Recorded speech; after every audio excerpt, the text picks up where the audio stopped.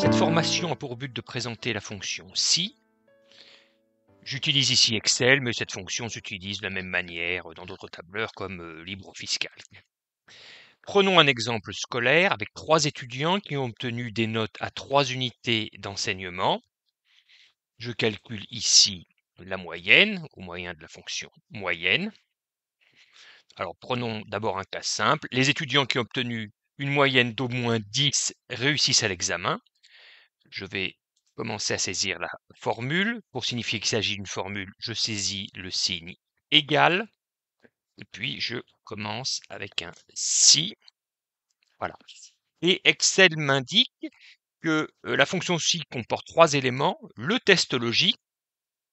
Ensuite, ce qui se passe si la valeur est vraie et ce qui se passe si la valeur est fausse. Ces éléments sont séparés par un point-virgule, mais avec une version anglaise du tableur, ce serait avec simplement une virgule. Donc, je saisis le texte entre les guillemets. Donc, si le résultat ici est inférieur à 10, alors, si c'est vrai, entre guillemets, échec. Quand je veux saisir du texte, il faut que je le saisisse entre guillemets, point virgule, et donc si c'est pas inférieur à 10, c'est une réussite.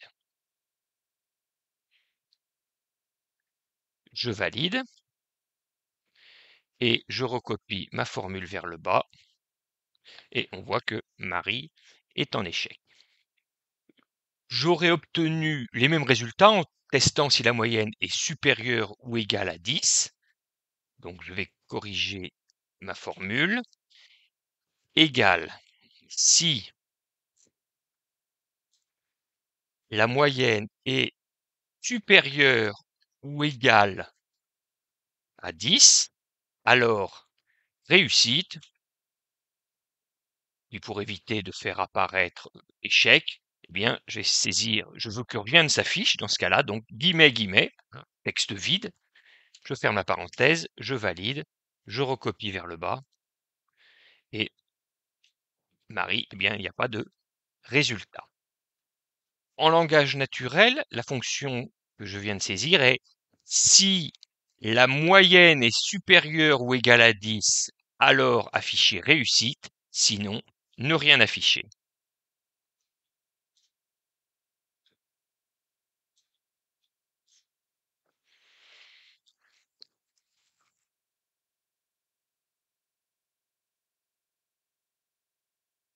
Mais mon tableau n'est pas fait que pour 3 étudiants. Je vais donc l'agrandir.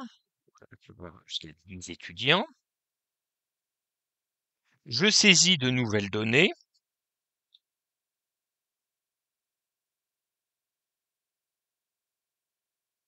Et je vais recopier les formules vers le bas. Ah, alors, là, j'ai les bons résultats, mais évidemment, là, comme j'ai des lignes vides, ben, je me retrouve avec un message d'erreur. C'est normal puisque, par exemple, en E6, je cherche à calculer la moyenne en B6, D6, et comme ces cellules sont vides, eh bien, j'ai droit à un message d'erreur. Il faut donc que j'utilise la fonction si pour tester si des notes sont saisies en B2, C2, D2, et seulement dans ce cas, calculer la moyenne. Donc, je vais compléter une formule ici.